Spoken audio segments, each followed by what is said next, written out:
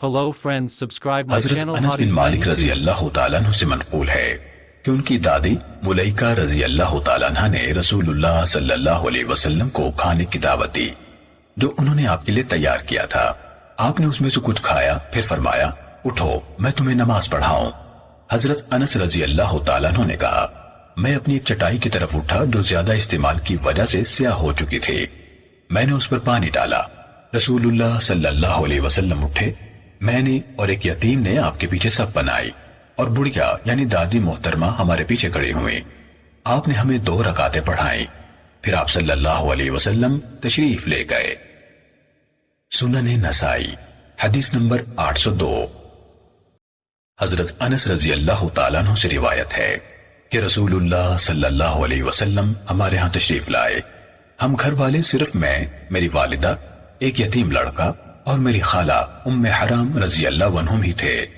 آپ نے فرمایا اٹھو میں تمہیں نماز پڑھاؤں، حالانکہ کسی فرض نماز کا وقت نہ تھا۔ پھر آپ نے ہمیں نماز پڑھائی۔ سنن نسائی حدیث نمبر 803۔ حضرت انس رضی اللہ تعالیٰ عنہ سے روایت ہے کہ ایک دفعہ میں اور رسول اللہ صلی اللہ علیہ وسلم اور میری والدہ اور خالہ نماز پڑھنے لگے۔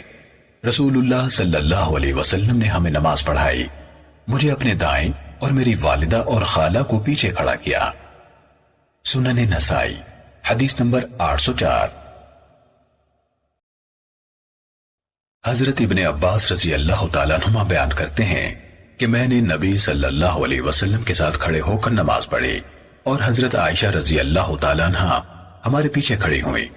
وہ بھی ہمارے ساتھ ہی نماز با جماعت پڑھ رہی تھیں، جبکہ میں نبی صلی اللہ علیہ وسلم کے پہلو میں آپ کے ساتھ با جماعت نماز پڑھ رہا تھا۔ سنن نسائی حدیث نمبر 805۔ حضرت انس رضی اللہ تعالیٰ عنہ سے مروی ہے کہ رسول اللہ صلی اللہ علیہ وسلم نے مجھے اور میرے دیگر گھر والوں میں سے ایک عورت کو اس طرح نماز پڑھائی کہ مجھے اپنی دائیں طرف کھڑا کیا اور عورت کو پیچھے۔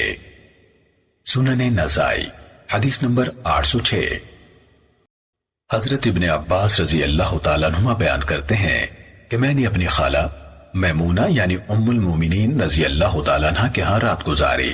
رسول اللہ صلی اللہ علیہ وسلم رات کو نماز تہجد پڑھنے کے لیے اٹھے تو میں آپ کی بائیں طرف کھڑا ہو گیا۔ آپ صلی اللہ علیہ وسلم نے مجھے اس طرح سر سے پکڑا اور دائیں طرف کھڑا کر لیا۔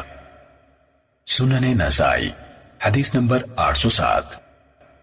حضرت ابو مسعود رضی اللہ تعالیٰ عنہ سے روایت ہے کہ اللہ کے رسول صلی اللہ علیہ وسلم نماز سے قبل ہمارے کندھوں کو پکڑ پکڑ کر سیدھا کرتے تھے اور فرماتے تھے آگے پیچھے کھڑے نہ ہوا کرو ورنہ تمہارے دل بھی ایک دوسرے سے بگڑ جائیں گے، یعنی ان میں پھوٹ پڑ جائے گی۔ میرے قریب تم میں سے سمجھدار یعنی بالغ اور عقل مند لوگ کھڑے ہوں، پھر وہ لوگ جو ان سے قریب ہیں، پھر وہ لوگ جو ان سے قریب ہیں۔ حضرت ابو مسعود رضی اللہ تعالیٰ عنہ بیان کرتے ہیں آج تم میں سخت اختلاف ہے۔ امام ابو عبد الرحمن یعنی امام نسائی رحمت اللہ علیہ بیان کرتے ہیں سند میں مذکور ابو معمر کا نام عبداللہ بن سخبرہ ہے۔ سنن نسائی حدیث نمبر 808۔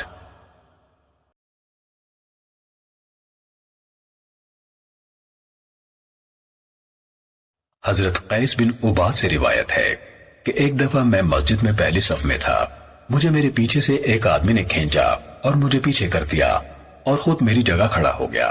اللہ کی قسم مجھے اس قدر غصہ آیا کہ میں اپنی نماز بھی توجہ سے نہ پڑھ سکا۔ جب وہ شخص فارغ ہوا تو میں نے دیکھا کہ وہ حضرت ابی بن کعب رضی اللہ تعالیٰ عنہ تھے۔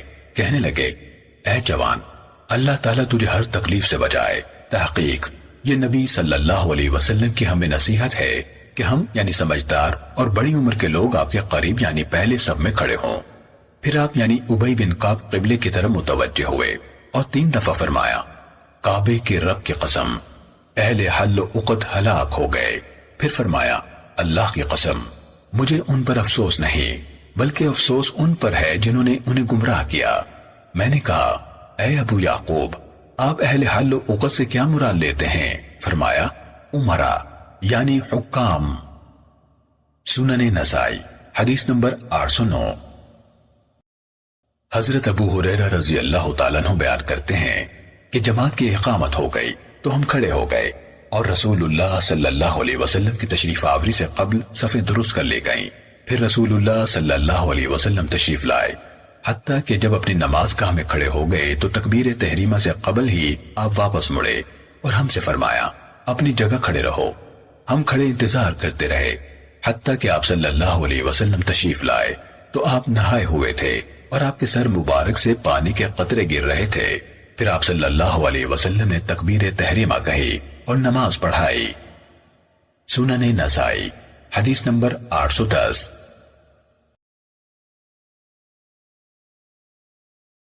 حضرت نعمان بن بشیر رضی اللہ تعالیٰ عنہ سے منقول ہے کہ رسول اللہ صلی اللہ علیہ وسلم صفوں کو ایسے سیدھا فرماتے تھے جیسے تیر سیدھے کیے جاتے ہیں۔ پھر آپ نے ایک آدمی کو دیکھا کہ اس کا سینہ صف سے آگے نکلا ہوا تھا۔ میں نے نبی صلی اللہ علیہ وسلم کو دیکھا، آپ فرما رہے تھے یقیناً تم اپنی صفوں کو سیدھا کرو گے ورنہ اللہ تعالیٰ ضرور تمہارے چہروں کے درمیان مخالفت ڈال دے گا۔ سنن نسائی حدیث نمبر 811۔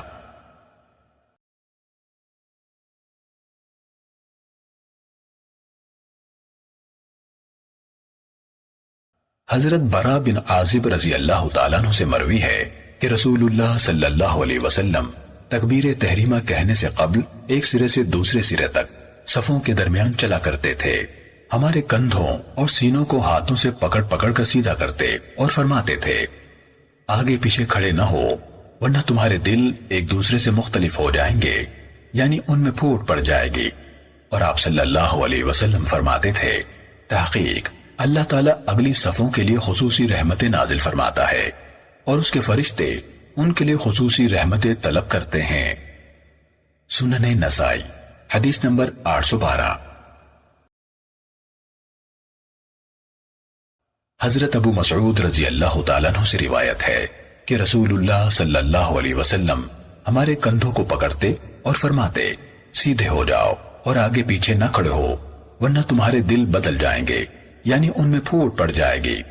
اور میرے قریب تم میں سے عقل مند یعنی بالغ اور سمجھدار لوگ کھڑے ہوں، پھر وہ لوگ جو ان سے قریب ہیں، پھر وہ لوگ جو ان سے قریب ہیں۔ سنن نسائی حدیث نمبر 813۔ حضرت انس رضی اللہ تعالیٰ عنہ سے مروی ہے کہ نبی صلی اللہ علیہ وسلم 3 دفعہ فرمایا کرتے تھے برابر ہو جاؤ، قسم ہے اس ذات کی جس کے ہاتھ میں میری جان ہے، تحقیق میں تمہیں اپنے پیچھے سے بھی اسی طرح دیکھتا ہوں جیسے تمہیں سامنے سے دیکھتا ہوں۔ سنن نسائی حدیث نمبر 814۔ حضرت انس رضی اللہ تعالیٰ عنہ سے مروی ہے کہ رسول اللہ صلی اللہ علیہ وسلم تکبیر تحریمہ کہنے سے قبل ہماری طرف متوجہ ہوئے اور فرمایا اپنی صفیں سیدھی کرو اور مل کر کھڑے ہو کیونکہ میں تمہیں اپنے پیچھے سے بھی دیکھتا ہوں۔ سنن نسائی حدیث نمبر 815۔ حضرت انس رضی اللہ تعالیٰ عنہ سے روایت ہے نبی صلی اللہ علیہ وسلم نے فرمایا اپنی صفوں کو ملاؤ یعنی مل کر کھڑے ہو اور انہیں قریب قریب بناؤ یعنی ان میں فاصلہ کم رکھو اور گردنیں ایک سیدھ میں رکھو، قسم ہے اس ذات کی جس کے ہاتھ میں محمد کی جان ہے، میں شیاطین کو دیکھتا ہوں کہ وہ صفوں کے شکاف میں اس طرح داخل ہوتے ہیں جیسے کہ وہ بھیڑ بکریوں کے بچے ہیں۔ سنن نسائی حدیث نمبر 816۔ حضرت جابر بن سمورہ رضی اللہ تعالیٰ عنہ سے مروی ہے کہ رسول اللہ صلی اللہ علیہ وسلم ہماری طرف تشریف لائے اور فرمایا تم اس طرح صف بندی کیوں نہیں کرتے جس طرح فرشتے اپنے رب تعالیٰ کے ہاں صف بندی کرتے ہیں؟ صحابہ نے پوچھا فرشتے اپنے رب کے پاس کیسے صف بندی کرتے ہیں؟ آپ صلی اللہ علیہ وسلم نے فرمایا پہلے صف اول کو پورا کرتے ہیں، نیز صفوں میں مل کر کھڑے ہوتے ہیں۔ سنن نسائی حدیث نمبر 817۔ حضرت ارباز بن ساریہ رضی اللہ تعالیٰ عنہ سے منقول ہے کہ رسول اللہ صلی اللہ علیہ وسلم پہلی صف کے لیے 3 دفعہ دعا فرماتے تھے اور دوسری صف کے لیے 1 دفعہ۔ سنن نسائی حدیث نمبر 818۔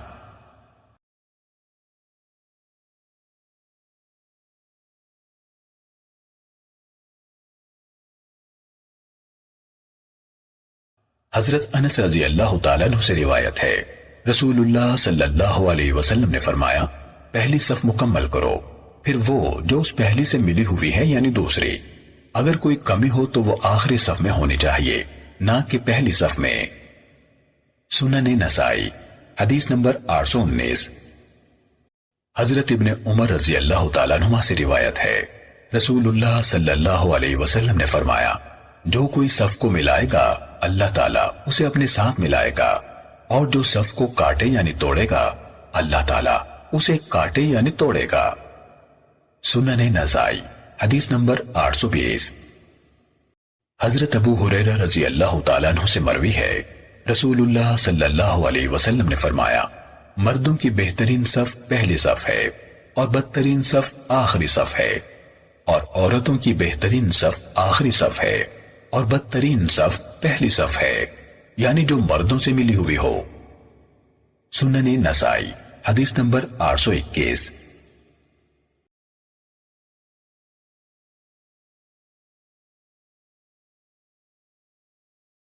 حضرت عبد الحمید بن محمود بیان کرتے ہیں کہ ہم حضرت انس رضی اللہ تعالیٰ عنہ کے ساتھ تھے، ہم نے حکام میں سے ایک حاکم کے ساتھ نماز پڑھی، لوگوں نے ہمیں دھکیل دیا حتیٰ کہ ہم کھڑے ہوئے اور دو ستونوں کے درمیان نماز پڑھی۔ حضرت انس رضی اللہ تعالیٰ عنہ ستونوں والی صف سے پیچھے ہٹنے لگے اور فرمایا، ہم رسول اللہ صلی اللہ علیہ وسلم کے زمانے میں اس یعنی ستونوں کے درمیان صف بنانے سے بچا کرتے تھے۔ سنن نسائی حدیث number 822۔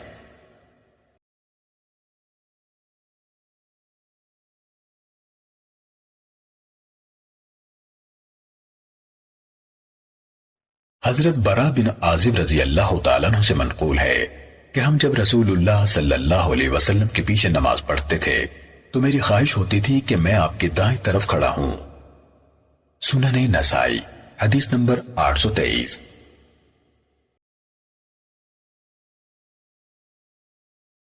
Hello friends, subscribe my channel Hotties 92. حضرت ابو ہریرہ رضی اللہ تعالیٰ عنہ سے روایت ہے، نبی صلی اللہ علیہ وسلم نے فرمایا، جب تم میں سے کوئی آدمی لوگوں کو نماز پڑھائے تو ہلکی نماز پڑھائے، کیونکہ ان میں بیمار، کمزور اور بوڑھے بھی ہوتے ہیں، البتہ جب وہ اکیلا نماز پڑھے تو جس قدر چاہے لمبی پڑھے۔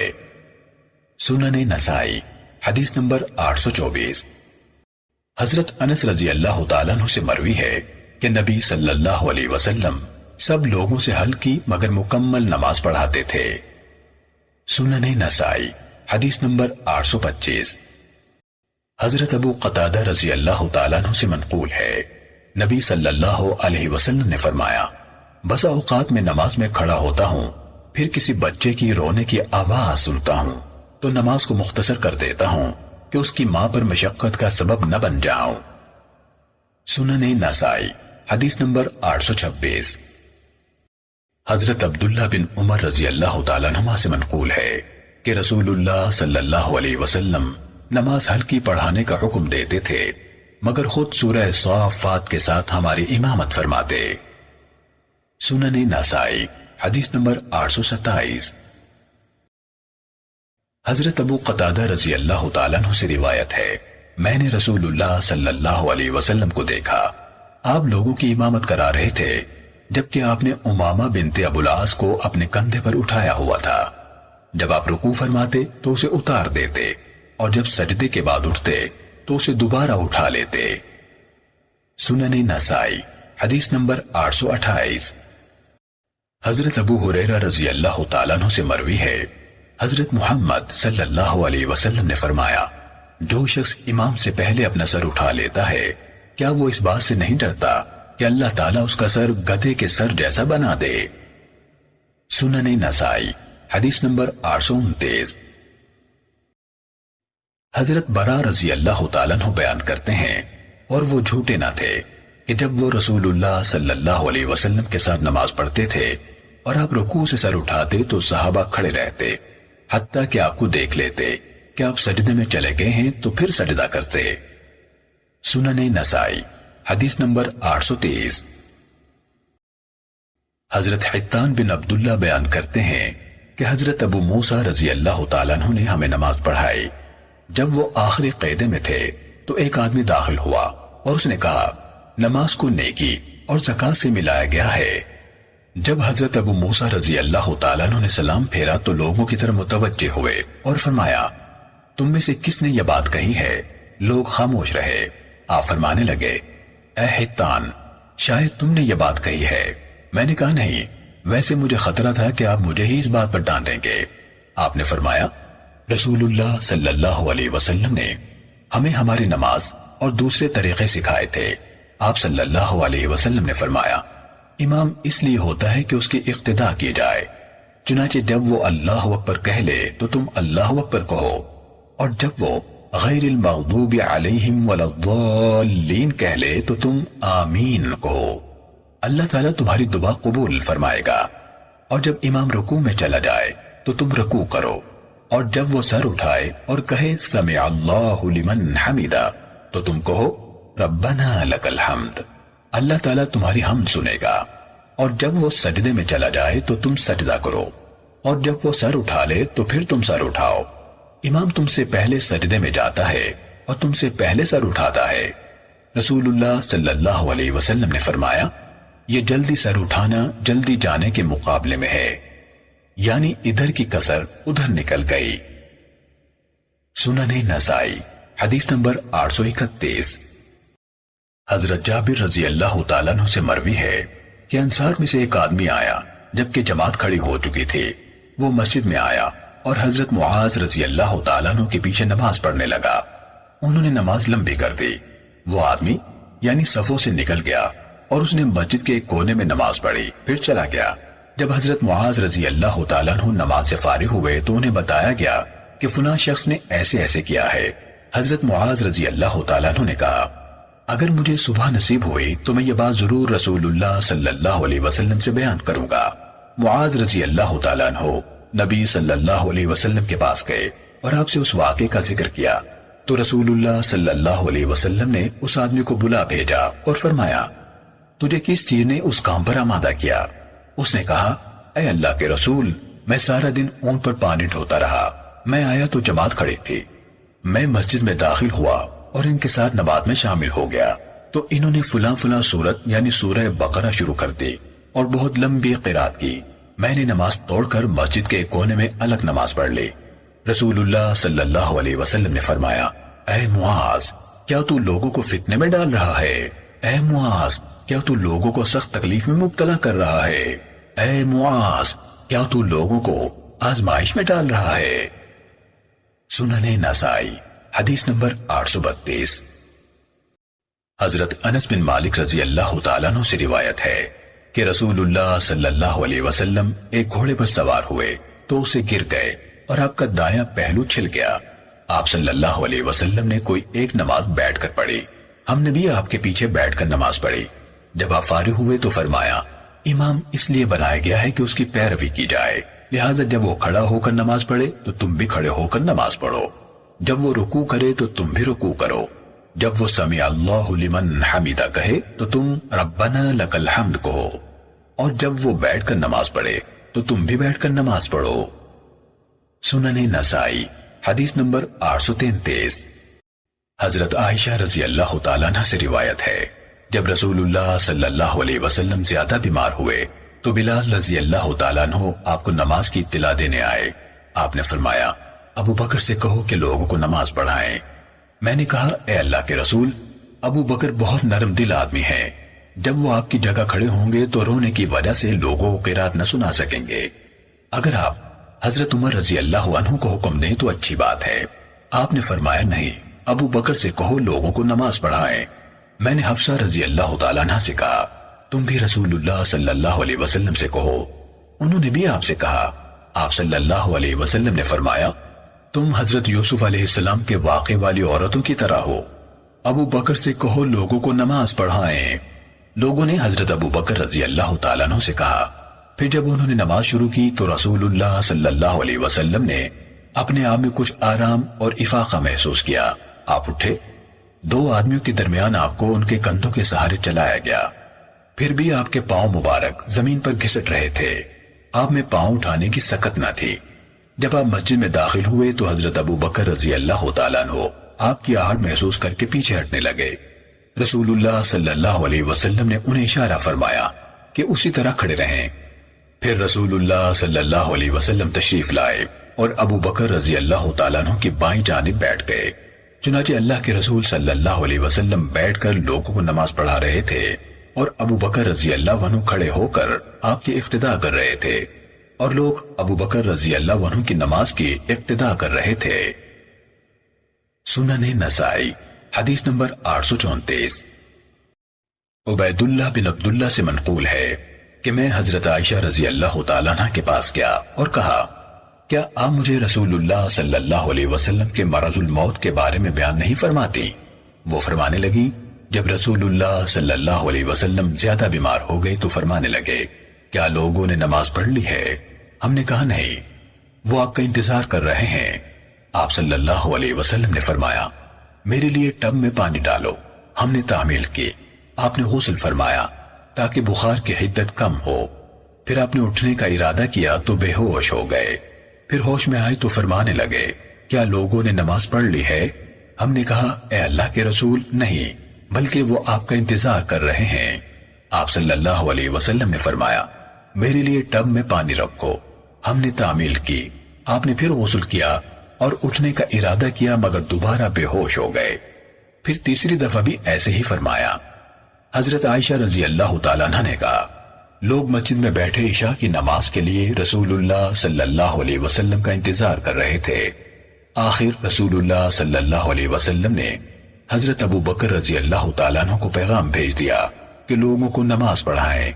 قاصد ان کے پاس آیا اور کہنے لگا، رسول اللہ صلی اللہ علیہ وسلم آپ کو حکم دے رہے ہیں کہ لوگوں کو نماز پڑھاؤ۔ حضرت ابو بکر رضی اللہ تعالیٰ عنہ نرم دل آدمی تھے، کہنے لگے، اے عمر، تم نماز پڑھاؤ۔ انہوں نے کہا، آپ ہی اس اعزاز یعنی امامت کے سب سے زیادہ حقدار ہیں۔ پھر ان دنوں میں حضرت ابو بکر رضی اللہ تعالیٰ عنہ نے نمازیں پڑھائیں۔ پھر رسول اللہ صلی اللہ علیہ وسلم نے اپنی طبیعت میں افاقہ محسوس کیا تو آپ نماز ظہر کے لیے 2 آدمیوں کے سہارے تشریف لائے۔ ان 2 آدمیوں میں سے ایک عباس رضی اللہ تعالیٰ عنہ تھے۔ جب آپ کو ابو بکر رضی اللہ تعالیٰ عنہ نے دیکھا تو وہ پیچھے ہٹنے لگے۔ اللہ کے رسول صلی اللہ علیہ وسلم نے انہیں اشارہ فرمایا کہ پیچھے نہ ہٹیں، اور آپ نے لانے والے ان 2 آدمیوں کو حکم دیا تو انہوں نے آپ کو ابو بکر رضی اللہ تعالیٰ عنہ کی بائیں جانب بٹھا دیا۔ حضرت ابو بکر رضی اللہ عنہ کھڑے ہو کر نماز پڑھتے رہے۔ لوگ حضرت ابو بکر رضی اللہ تعالیٰ عنہ کی نماز کے ساتھ نماز پڑھتے رہے، جبکہ رسول اللہ صلی اللہ علیہ وسلم بیٹھ کر نماز پڑھتے رہے۔ عبید اللہ نے کہا، میں حضرت ابن عباس رضی اللہ تعالیٰ عنہ کے پاس گیا اور میں نے کہا، کیا میں آپ پر وہ روایت پیش نہ کروں جو مجھے حضرت عائشہ رضی اللہ تعالیٰ عنہ نے اللہ کے رسول صلی اللہ علیہ وسلم کے مرض الموت کے بارے میں بیان کی ہے؟ انہوں نے کہا، ہاں، میں نے پوری روایت بیان کی۔ انہوں نے کسی بھی لفظ کا انکار نہیں کیا، مگر انہوں نے کہا، کیا حضرت عائشہ رضی اللہ تعالیٰ عنہ نے تجھے اس آدمی کا نام بتایا جو حضرت عباس رضی اللہ عنہ کے ساتھ آپ کو سہارا دینے والے تھے؟ میں نے کہا، نہیں۔ انہوں نے فرمایا، وہ حضرت علی کرم اللہ وجہ تھے۔ Hello friends, سنن subscribe my نسائی channel حدیث نمبر Hotties92. 835۔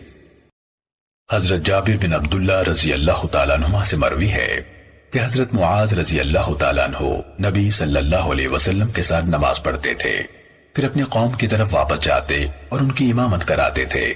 ایک رات آپ نے نماز مؤخر کی۔ حضرت معاذ رضی اللہ تعالیٰ عنہ نے نبی صلی اللہ علیہ وسلم کے ساتھ نماز پڑھی، پھر اپنی قوم کو نماز پڑھانے کے لیے ان کی طرف لوٹے اور سورہ بقرہ شروع کر دی۔ جب ایک آدمی نے یہ سورت پڑھتے سنا تو وہ جماعت سے پیچھے نکل گیا، پھر الگ نماز پڑھ کر چلا گیا۔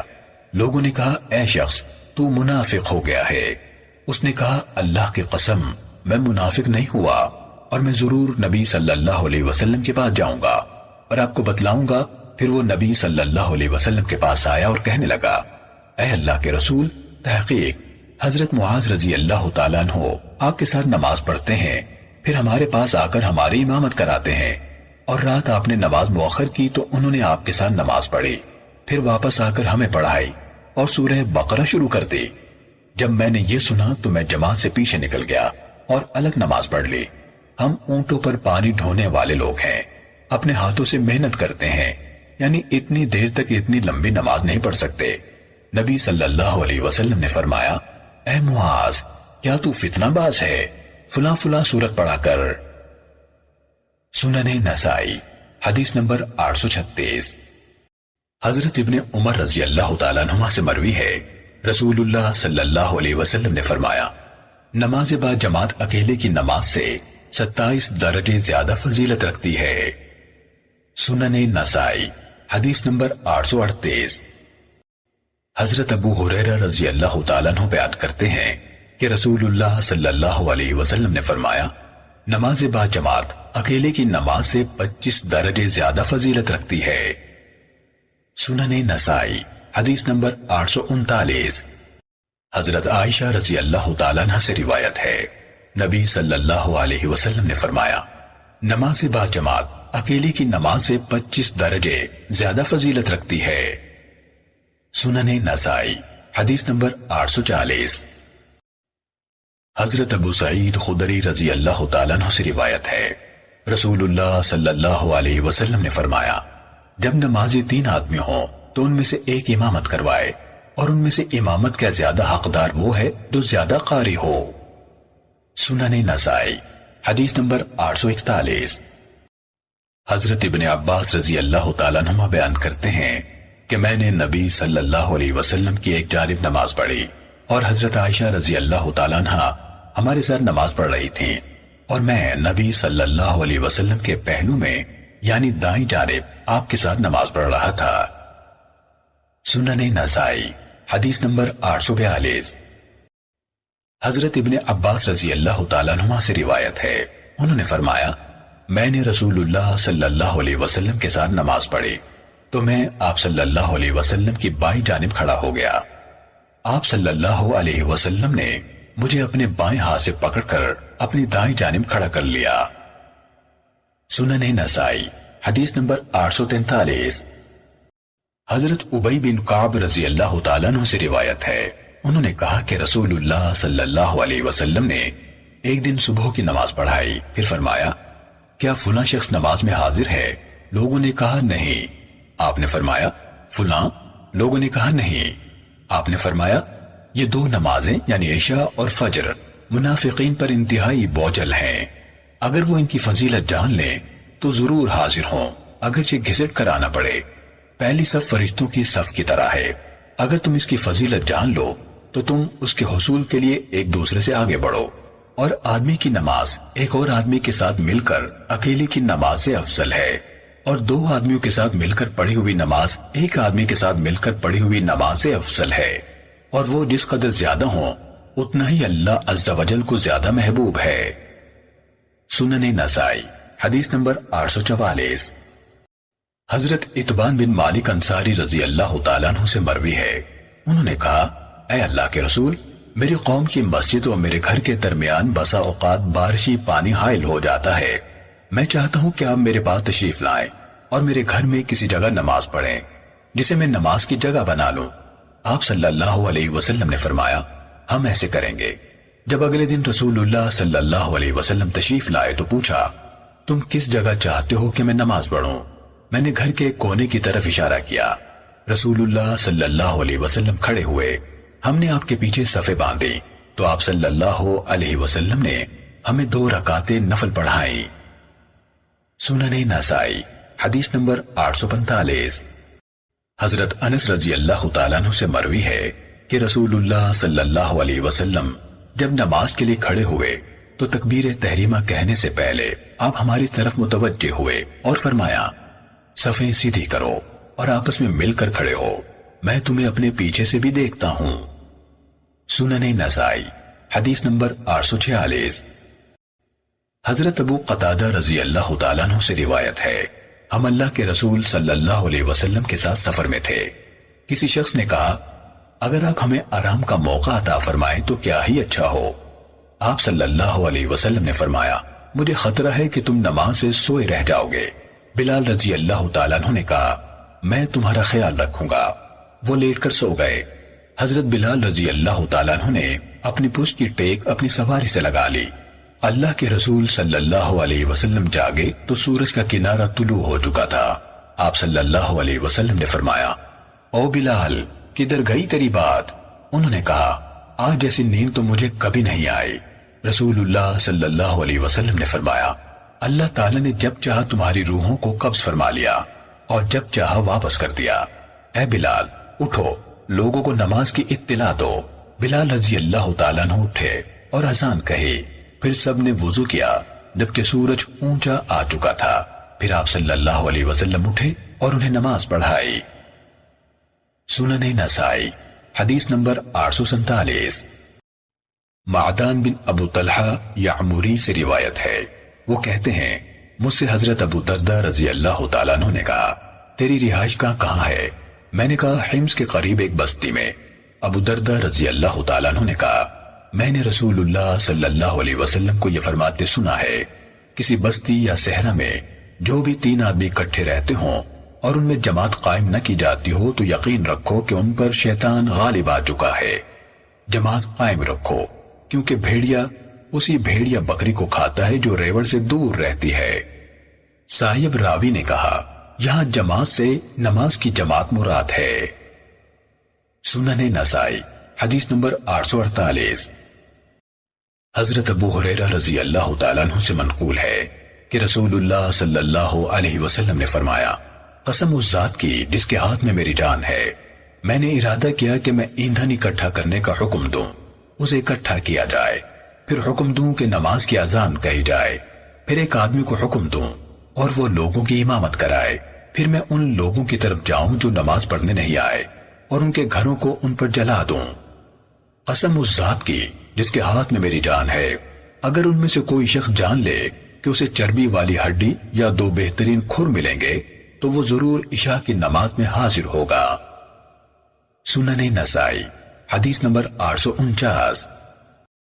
حضرت عبداللہ بن مسعود رضی اللہ تعالیٰ عنہ فرمایا کرتے تھے جس آدمی کی یہ خواہش ہے کہ کل اللہ تعالیٰ کو مکمل طور پر اسلام کی حالت میں ملے تو اسے 5 نمازوں کی پابندی اس جگہ کرنی چاہیے جہاں ان کی اذان کہی جائے، یعنی مسجد میں باجماعت، کیونکہ اللہ تعالیٰ نے اپنے نبی صلی اللہ علیہ وسلم کے لیے ہدایت کے طریقے جاری فرمائے۔ تحقیق یہ 5 نمازیں یعنی باجماعت مسجد میں پڑھنا بھی ہدایت کے طریقوں میں سے ہے۔ بلا شبہ میں سمجھتا ہوں کہ تم میں سے ہر ایک نے اپنے گھر میں مسجد بنا رکھی ہے جس میں وہ نماز پڑھتا ہے۔ اس طرح اگر تم گھروں میں فرض نماز پڑھتے رہے اور مسجدوں میں جانا چھوڑ دیا تو تم اپنے نبی کا معروف طریقہ چھوڑ بیٹھو گے، اور اگر تم نے نبی کا طریقہ چھوڑ دیا تو تم گمراہ ہو جاؤ گے۔ جو بھی مسلمان آدمی وضو کرتا ہے اور اچھا وضو کرتا ہے پھر وہ نماز کے لیے چل کر جاتا ہے تو اللہ تعالیٰ اس کے ہر قدم کے عوض جو وہ اٹھاتا ہے ایک نیکی لکھ دیتا ہے، یا اس کی بنا پر ایک درجہ بلند فرما دیتا ہے، یا اس کی کوئی نہ کوئی غلطی معاف فرما دیتا ہے۔ مجھے بخوبی یاد ہے کہ ہم اس وجہ سے قریب قریب قدم رکھا کرتے تھے، اور واللہ مجھے اچھی طرح یاد ہے کہ آپ کے دور اقدس میں نماز سے کوئی شخص پیچھے نہیں رہتا تھا مگر وہ منافق جس کا نفاق ہر ایک کو معلوم تھا۔ اللہ کی قسم میں نے اس دور مبارک میں دیکھا کہ ایک آدمی کو 2 آدمیوں کے سہارے چلا کر مسجد میں لایا جاتا تھا حتیٰ کہ اسے صف میں کھڑا کر دیا جاتا۔ سنن نسائی حدیث نمبر 850۔ حضرت ابو ہریرہ رضی اللہ تعالیٰ عنہ سے مروی ہے کہ ایک نابینا آدمی رسول اللہ صلی اللہ علیہ وسلم کے پاس آیا اور کہنے لگا مجھے کوئی ہاتھ پکڑ کر چلانے والا نہیں جو مجھے مسجد میں نماز کے لیے لائے، اور اس نے آپ سے گزارش کی کہ اسے گھر میں نماز پڑھنے کی اجازت دی جائے۔ آپ صلی اللہ علیہ وسلم نے اسے اجازت دے دی۔ جب وہ واپس جانے کے لیے مڑا تو آپ نے فرمایا تم اذان سنتے ہو؟ اس نے کہا جی ہاں۔ آپ نے فرمایا پھر نماز کے لیے ضرور آؤ۔ سنن نسائی حدیث نمبر 851۔ حضرت ابن ام مکتوم رضی اللہ تعالیٰ عنہ سے روایت ہے، انہوں نے کہا اے اللہ کے رسول، تحقیق مدینہ منورہ میں زہریلے کیڑے مکوڑے اور درندے بہت ہیں، لہٰذا مجھے گھر میں نماز پڑھنے کی اجازت دیجیے۔ آپ صلی اللہ علیہ وسلم نے فرمایا کیا تم حی علی الصلاۃ اور حی علی الفلاح کی ندا سنتے ہو؟ انہوں نے کہا جی ہاں۔ آپ نے فرمایا پھر ضرور آؤ، اور آپ نے انہیں گھر میں فرض نماز پڑھنے کی رخصت نہیں دی۔ سنن نسائی حدیث نمبر 852۔ حضرت عروہ سے روایت ہے کہ حضرت عبداللہ بن ارقم رضی اللہ تعالیٰ عنہ اپنے ساتھیوں کو جماعت کراتے تھے۔ ایک دن نماز کا وقت ہو گیا تو وہ قضاء حاجت کے لیے گئے، پھر واپس آئے اور فرمایا میں نے رسول اللہ صلی اللہ علیہ وسلم کو یہ فرماتے سنا ہے، جب تم میں سے کوئی شخص قضاء حاجت کی ضرورت محسوس کرے تو نماز سے پہلے قضاء حاجت کر لے۔ سنن نسائی حدیث نمبر 853۔ حضرت انس رضی اللہ تعالیٰ عنہ سے مروی ہے، رسول اللہ صلی اللہ علیہ وسلم نے فرمایا، جب رات کا کھانا پک کر سامنے آ جائے اور ادھر جماعت کھڑی ہو جائے تو پہلے کھانا کھا لو۔ سنن نسائی حدیث نمبر 854۔ حضرت ابو ملیح اپنے والد سے بیان کرتے ہیں، انہوں نے فرمایا، ہم رسول اللہ صلی اللہ علیہ وسلم کے ساتھ حنین میں تھے کہ ہم پر بارش برسنے لگی، تو رسول اللہ صلی اللہ علیہ وسلم کے مؤذن نے اعلان کیا کہ اپنے اپنے خیموں میں نماز پڑھ لو۔ سنن نسائی حدیث نمبر 855۔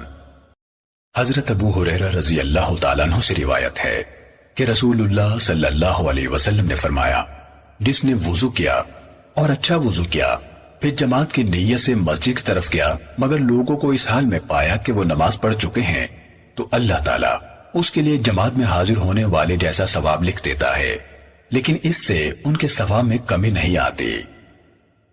سنن نسائی حدیث نمبر 856۔ حضرت عثمان بن عفان رضی اللہ تعالیٰ عنہ سے روایت ہے کہ میں نے رسول اللہ صلی اللہ علیہ وسلم کو یہ فرماتے ہوئے سنا، جس شخص نے نماز کے لیے وضو کیا اور اچھا وضو کیا، پھر فرض نماز کی ادائیگی کے لیے مسجد کی طرف چلا اور لوگوں کے ساتھ باجماعت نماز پڑھی یا اکیلے نے مسجد میں پڑھی، اللہ تعالیٰ اس کے لیے اس کے گناہ معاف فرما دے گا۔ سنن نسائی حدیث نمبر 857۔ حضرت محجن رضی اللہ تعالیٰ عنہ سے مروی ہے کہ وہ اللہ کے رسول صلی اللہ علیہ وسلم کی مجلس میں تھے کہ نماز کی اذان کہی گئی۔ اللہ کے رسول صلی اللہ علیہ وسلم اٹھے، پھر نماز پڑھ کر واپس تشریف لائے تو دیکھا کہ محجن اپنی جگہ ہی میں بیٹھے تھے۔ رسول اللہ صلی اللہ علیہ وسلم نے فرمایا، تمہیں نماز پڑھنے سے کس چیز نے روکا؟ کیا تم مسلمان آدمی نہیں ہو؟ انہوں نے کہا، کیوں نہیں، لیکن میں گھر میں نماز پڑھ آیا ہوں۔ رسول اللہ صلی اللہ علیہ وسلم نے فرمایا، جب تم مسجد میں آؤ اور جماعت مل جائے تو لوگوں کے ساتھ نماز پڑھو، اگرچہ تم اکیلے نماز پڑھ چکے ہو۔ سنن نسائی حدیث نمبر 858۔ حضرت یزید بن اسود عامری رضی اللہ تعالیٰ عنہ نے کہا، میں نے فجر کی نماز مسجد خیف میں رسول اللہ صلی اللہ علیہ وسلم کے ساتھ پڑھی۔ جب آپ نے نماز پوری فرما لی تو آپ نے لوگوں یعنی نمازیوں کے آخر میں 2 آدمی دیکھے جنہوں نے آپ کے ساتھ نماز نہیں پڑھی تھی۔ آپ صلی اللہ علیہ وسلم نے فرمایا، انہیں میرے پاس لاؤ۔ انہیں آپ کے پاس لایا گیا تو ان کے کندھوں کا گوشت کانپ رہا تھا۔ آپ نے فرمایا، تمہیں ہمارے ساتھ نماز پڑھنے سے کس چیز نے روکا؟ انہوں نے کہا، اے اللہ کے رسول، ہم اپنے گھروں میں نماز پڑھ چکے ہیں۔ آپ صلی اللہ علیہ وسلم نے فرمایا، ایسے مت کرو، جب تم اپنے گھروں میں نماز پڑھ چکے ہو پھر تم مسجد میں آؤ اور جماعت پاؤ تو ان کے ساتھ بھی پڑھ لو، وہ بعد والی تمہارے لیے نفل ہو جائے گی۔ سنن نسائی حدیث نمبر 859۔ حضرت ابو ذر رضی اللہ تعالیٰ عنہ سے روایت ہے، وہ بیان کرتے ہیں کہ رسول اللہ صلی اللہ علیہ وسلم نے میری راند پر ہاتھ مارتے ہوئے مجھ سے فرمایا، تمہارا کیا حال ہوگا جب تم ان لوگوں میں باقی رہ جاؤ گے جو نماز کو اس کے وقت سے مؤخر کریں گے؟ میں نے کہا، آپ کیا حکم فرماتے ہیں؟ آپ صلی اللہ علیہ وسلم نے فرمایا، نماز وقت پر پڑھ لیا کرنا، پھر اپنا کام کرنا، پھر اگر مسجد میں تمہاری موجودگی کے دوران میں جماعت شروع ہو جائے تو پڑھ لینا۔ سنن نسائی حدیث نمبر 860۔ حضرت میمونہ رضی اللہ تعالیٰ عنہ کے آزاد کردہ غلام سلیمان نے کہا، میں نے حضرت ابن عمر رضی اللہ تعالیٰ عنہما کو فرش پر بیٹھے دیکھا جبکہ لوگ نماز پڑھ رہے تھے۔ میں نے کہا، اے ابو عبد الرحمن، کیا وجہ ہے کہ آپ نماز نہیں پڑھ رہے؟ انہوں نے کہا، میں نماز پڑھ چکا ہوں، میں نے رسول اللہ صلی اللہ علیہ وسلم کو فرماتے ہوئے سنا ہے، ایک نماز دن میں 2 مرتبہ نہیں پڑھی جا سکتی۔ سنن نسائی حدیث نمبر 861۔ حضرت ابو ہریرہ رضی اللہ تعالیٰ عنہ سے مروی ہے کہ رسول اللہ صلی اللہ علیہ وسلم نے فرمایا، جب تم نماز کے لیے آؤ تو دوڑتے ہوئے نہ آؤ بلکہ سکون اور وقار کے ساتھ چلتے ہوئے آؤ۔ جو نماز جماعت کے ساتھ مل جائے پڑھ لو اور جو رہ جائے بعد میں پوری کر لو۔ سنن نسائی حدیث نمبر 862۔ حضرت ابو رافع رضی اللہ تعالیٰ عنہ سے روایت ہے کہ رسول اللہ صلی اللہ علیہ وسلم جب عصر کی نماز پڑھ لیتے تو بنو عبد الاشہل کے ہاں تشریف لے جاتے اور ان کے ہاں باتیں کرتے حتیٰ کہ مغرب کے وقت واپس تشریف لاتے۔ ابو رافع نے کہا ایک دفعہ نبی صلی اللہ علیہ وسلم مغرب کے وقت جلدی اور تیزی سے آ رہے تھے کہ ہم بقیع سے گزرے تو آپ صلی اللہ علیہ وسلم نے فرمایا افسوس تجھ پر، افسوس تجھ پر۔ مجھے یہ الفاظ دل میں بہت تکلیف دہ محسوس ہوئے۔ میں پیچھے ہٹ گیا، میں نے سمجھا آپ مجھ سے مخاطب ہیں۔ آپ صلی اللہ علیہ وسلم نے فرمایا پیچھے کیوں رہ گئے ہو، چلتے آؤ۔ میں نے کہا مجھ سے کوئی قصور ہو گیا ہے؟ آپ صلی اللہ علیہ وسلم نے فرمایا کیا مطلب؟ میں نے کہا آپ نے مجھ پر اظہار افسوس کیا ہے۔ آپ نے فرمایا نہیں، بلکہ میری اس بات کا سبب یہ ہے کہ میں نے ایک آدمی کو فلاں قبیلے کی زکات لینے کے لیے بھیجا تھا، اس نے ایک چادر چھپا لی، اب اسے اس جیسی آگ کی چادر پہنائی گئی ہے۔ سنن نسائی حدیث نمبر 863۔ حضرت ابو رافع رضی اللہ تعالیٰ عنہ سے یہ روایت دوسری سند کے ساتھ بھی اوپر والی روایت کے ہم معنی منقول ہے۔ سنن نسائی حدیث نمبر 864۔ حضرت ابو ہریرہ رضی اللہ تعالیٰ عنہ سے روایت ہے کہ رسول اللہ صلی اللہ علیہ وسلم نے فرمایا نماز کے لیے جلدی آنے والے کی مثال اس شخص کی طرح ہے جو ایک اونٹ صدقہ کرتا ہے، پھر جو اس کے بعد آتا ہے وہ اس شخص کی طرح ہے جو گائے صدقہ کرتا ہے، پھر اس کے بعد آنے والا اس شخص کی طرح ہے جو ایک مینڈھا صدقہ کرتا ہے، پھر جو اس کے بعد آتا ہے وہ اس شخص کی طرح ہے جو مرغی صدقہ کرتا ہے، پھر جو اس کے بعد آتا ہے وہ اس شخص کی طرح ہے جو انڈا صدقہ کرتا ہے۔ سنن نسائی حدیث نمبر 865۔ حضرت ابو ہریرہ رضی اللہ تعالیٰ عنہ سے روایت ہے کہ رسول اللہ صلی اللہ علیہ وسلم نے فرمایا جب نماز کی اقامت ہو جائے تو اس با جماعت فرض کے علاوہ کوئی اور نماز نہیں۔ سنن نسائی حدیث نمبر 866۔ حضرت ابو ہریرہ رضی اللہ تعالیٰ عنہ سے مروی ہے نبی صلی اللہ علیہ وسلم نے فرمایا جب نماز کی اقامت ہو جائے تو فرض نماز کے علاوہ کوئی نماز نہیں۔ سنن نسائی حدیث نمبر 867۔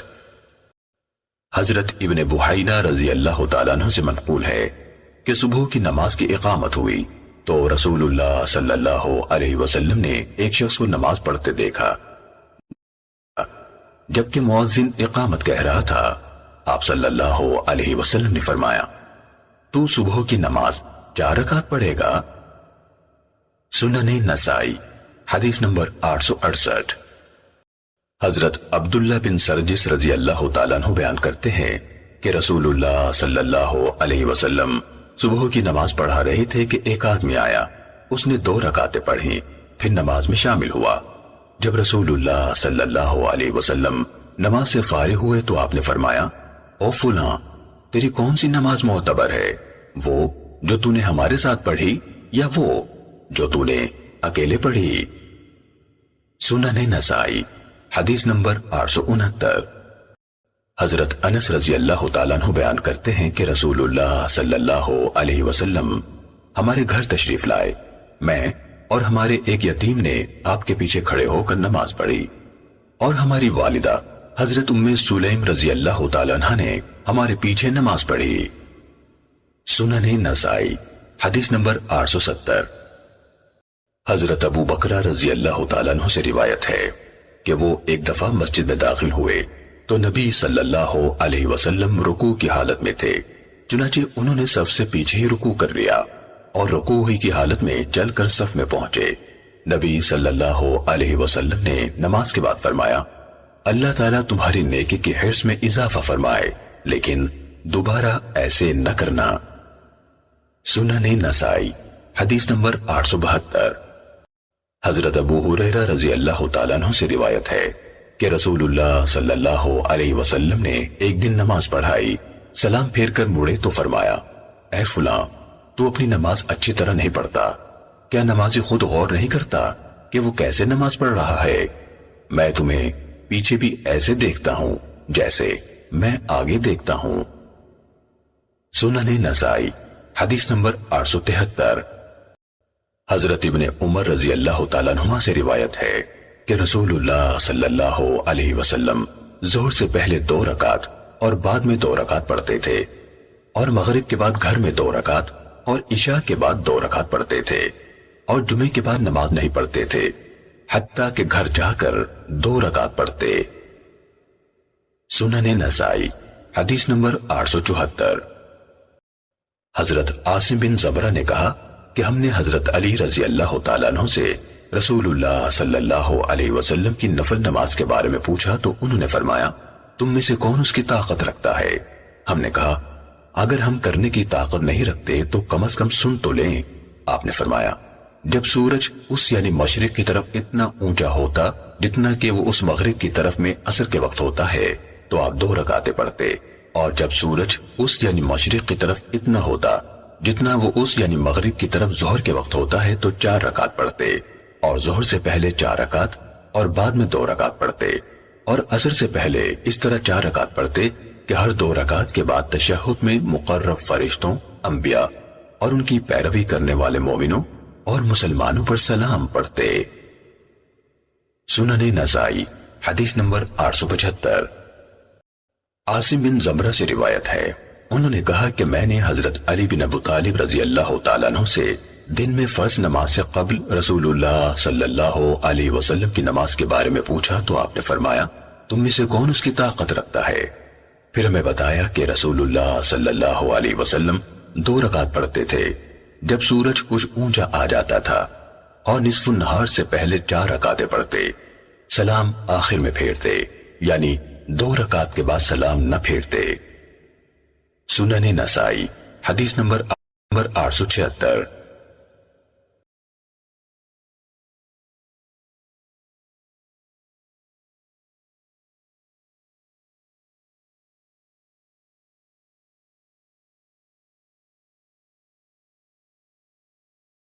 حضرت ابن عمر رضی اللہ تعالیٰ عنہما بیان کرتے ہیں کہ میں نے رسول اللہ صلی اللہ علیہ وسلم کو دیکھا جب آپ تکبیر تحریمہ کہتے تو اللہ اکبر کہتے وقت اپنے ہاتھ اٹھاتے حتیٰ کہ انہیں اپنے کندھوں کے برابر کرتے، پھر جب رکوع کی تکبیر کہتے تو اسی طرح کرتے، پھر جب سمع اللہ لمن حمیدہ کہتے تو پھر بھی ایسے ہی کرتے، اور ربنا ولک الحمد کہتے، اور جب سجدے کو جاتے یا سجدے سے سر اٹھاتے تو ایسے نہیں کرتے تھے۔ سنن نسائی حدیث نمبر 877۔ حضرت ابن عمر رضی اللہ تعالیٰ عنہما بیان کرتے ہیں، میں نے رسول اللہ صلی اللہ علیہ وسلم کو دیکھا جب آپ نماز کے لیے کھڑے ہوتے تو اپنے دونوں ہاتھ اٹھاتے حتیٰ کہ وہ آپ کے کندھوں کے برابر ہو جاتے، پھر اللہ اکبر کہتے۔ انہوں نے فرمایا، رسول اللہ صلی اللہ علیہ وسلم یہ فعل اس وقت بھی کرتے جب رکوع کی تکبیر کہتے، اور جب رکوع سے اپنا سر اٹھاتے تو پھر یہی کرتے اور فرماتے سمع اللہ لمن حمیدہ، اور سجدے میں ایسا نہیں کرتے تھے۔ سنن نسائی حدیث نمبر 878۔ حضرت عبداللہ بن عمر رضی اللہ تعالیٰ عنہما سے منقول ہے کہ رسول اللہ صلی اللہ علیہ وسلم جب نماز شروع فرماتے تو اپنے کندھوں کے برابر ہاتھ اٹھاتے، اور جب رکوع کرتے اور جب رکوع سے سر اٹھاتے تو انہیں اسی طرح اٹھاتے اور فرماتے سمع اللہ لمن حمیدہ ربنا ولک الحمد، اور سجدوں میں ایسا نہیں کرتے تھے۔ سنن نسائی حدیث نمبر 879۔ حضرت وائل بن حجر رضی اللہ تعالیٰ عنہ فرماتے ہیں کہ میں نے رسول اللہ صلی اللہ علیہ وسلم کے پیچھے نماز پڑھی، جب آپ نے نماز شروع فرمائی تو اللہ اکبر کہا اور اپنے ہاتھ اٹھائے حتیٰ کہ وہ کانوں کے برابر ہو گئے، پھر آپ صلی اللہ علیہ وسلم نے سورہ فاتحہ پڑھی، جب سورج سے فارغ ہوئے تو بلند آواز سے آمین کہی۔ سنن نسائی حدیث نمبر 880۔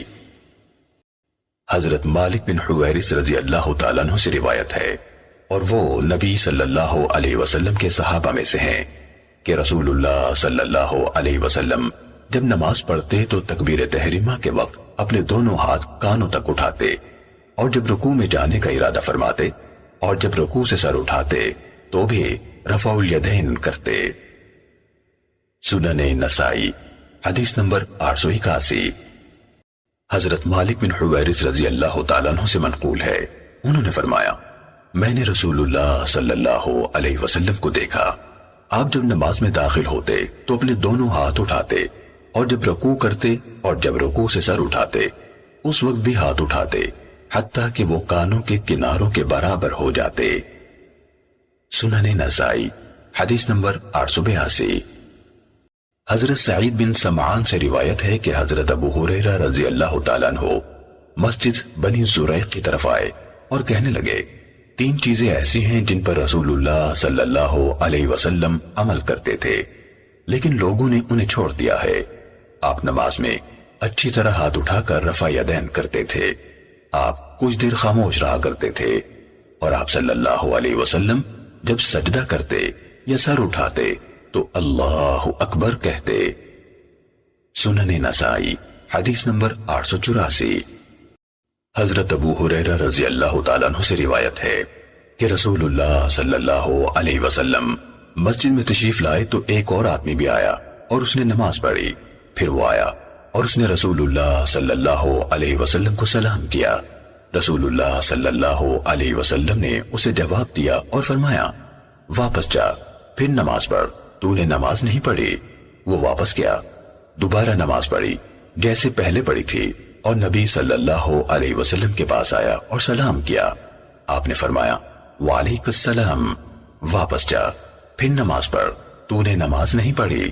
اس آدمی نے 3 دفعہ ایسے ہی کیا۔ آخر اس آدمی نے کہا قسم اس ذات کی جس نے آپ کو حق دے کر بھیجا ہے، میں اس سے اچھی نہیں پڑھ سکتا، لہٰذا آپ مجھے سکھا دیجئے۔ آپ صلی اللہ علیہ وسلم نے فرمایا جب تو نماز کے لیے کھڑا ہو تو سب سے پہلے اللہ اکبر کہے، پھر جس قدر تو قرآن پڑھ سکے پڑھ، پھر رکوع کر حتیٰ کہ تجھے رکوع میں اطمینان نصیب ہو، پھر سر اٹھا حتیٰ کہ سیدھا کھڑا ہو جائے، پھر سجدہ کر حتیٰ کہ سجدے میں تجھے اطمینان حاصل ہو، پھر سر اٹھا حتیٰ کہ تو اطمینان سے بیٹھ جائے، پھر اپنی ساری نماز میں اسی طرح کر۔ سنن نسائی حدیث نمبر 885۔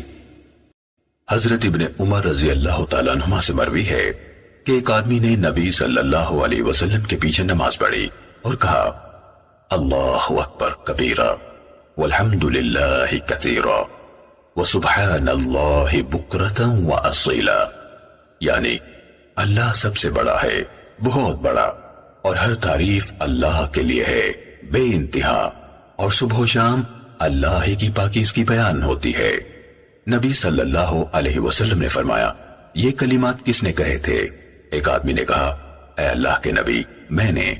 آپ صلی اللہ علیہ وسلم نے فرمایا اللہ کی قسم 12 فرشتے بیک وقت ان کلمات کی طرف لپکے تھے، یعنی ہر ایک کی خواہش تھی کہ وہ ان کلمات کو اللہ کے حضور پیش کرے۔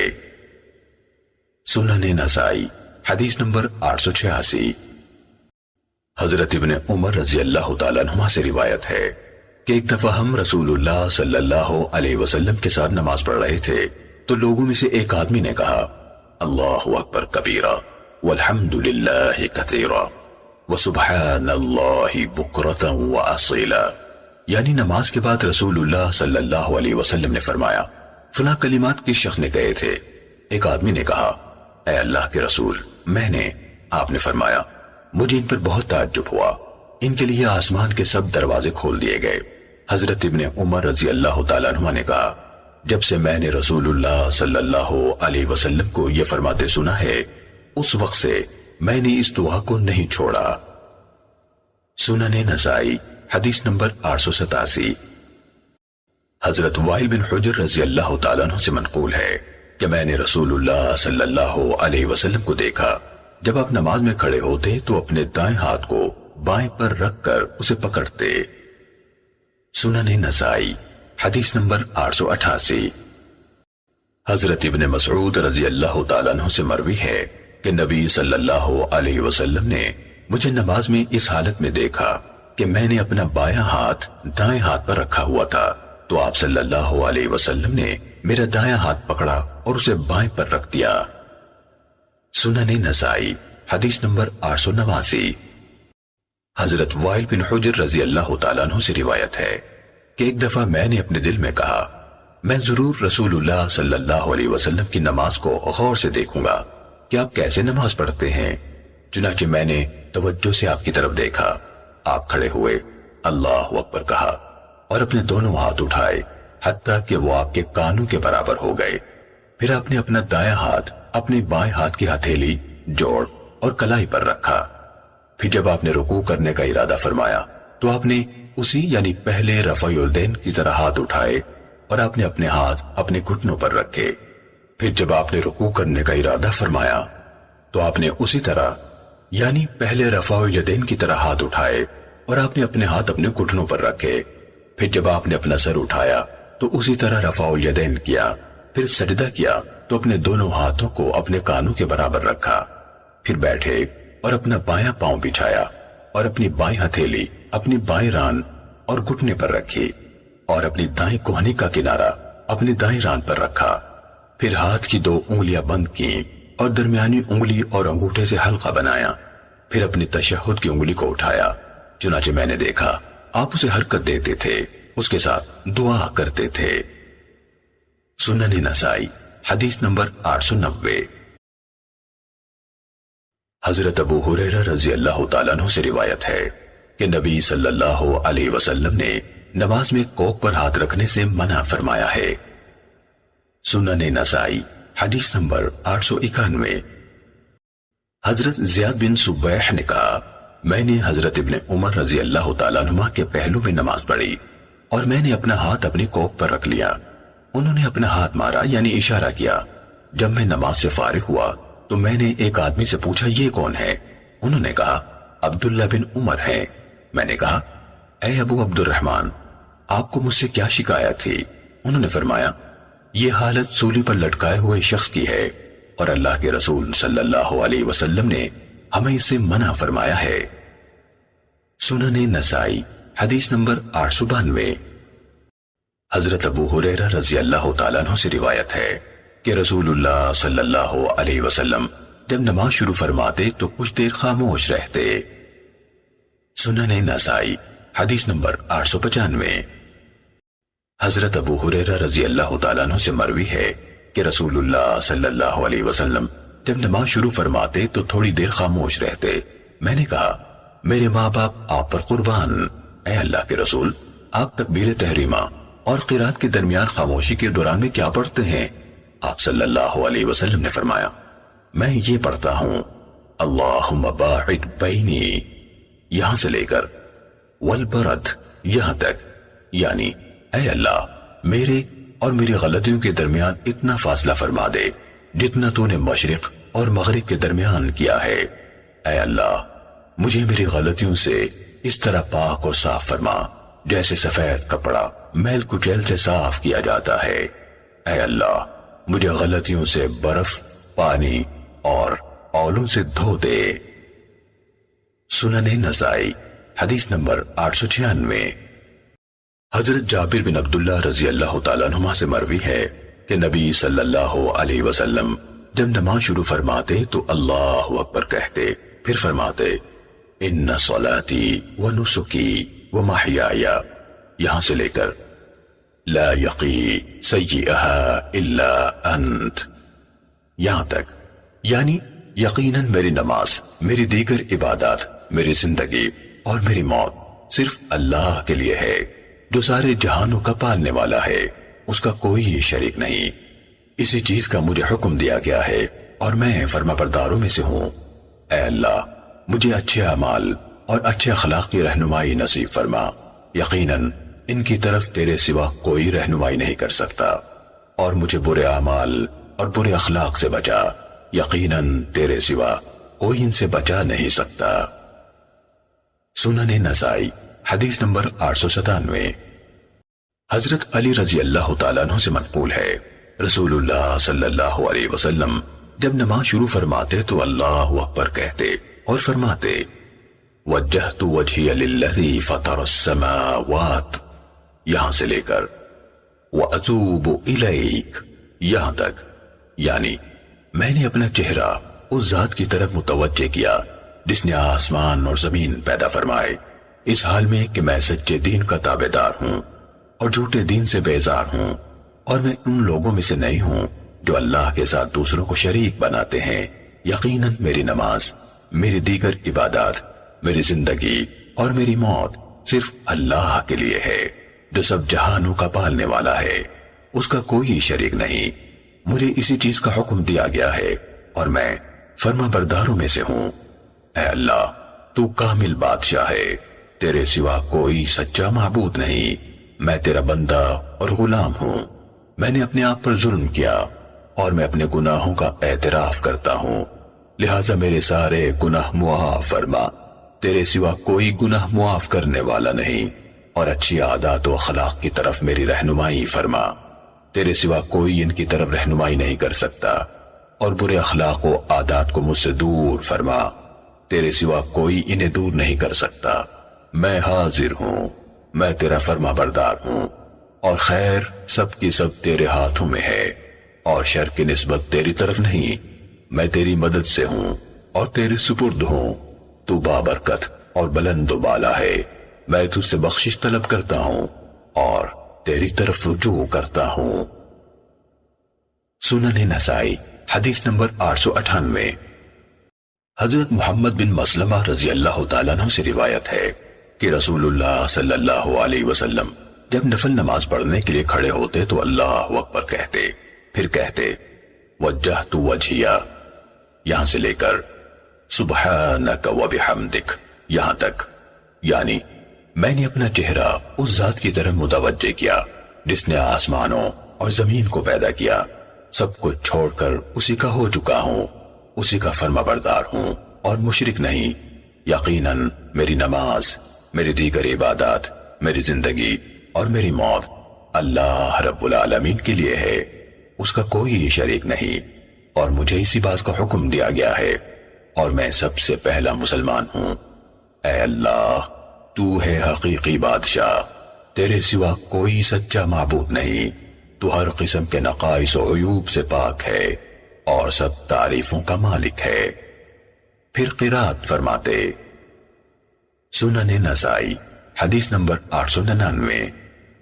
حضرت ابو سعید خدری رضی اللہ تعالیٰ عنہ سے منقول ہے کہ نبی صلی اللہ علیہ وسلم جب نماز کا آغاز فرماتے تو یہ دعا پڑھتے، سبحانک اللہم، یہاں سے لے کر ولا الہ غیرک تک، یعنی اے اللہ، تو ہر قسم کے نقائص و عیوب سے پاک ہے اور سب تعریفوں والا ہے، تیرا نام بابرکت ہے اور تیری شان بلند ہے، اور تیرے سوا کوئی سچا معبود نہیں۔ سنن نسائی حدیث number 900۔ Hello friends, subscribe my channel.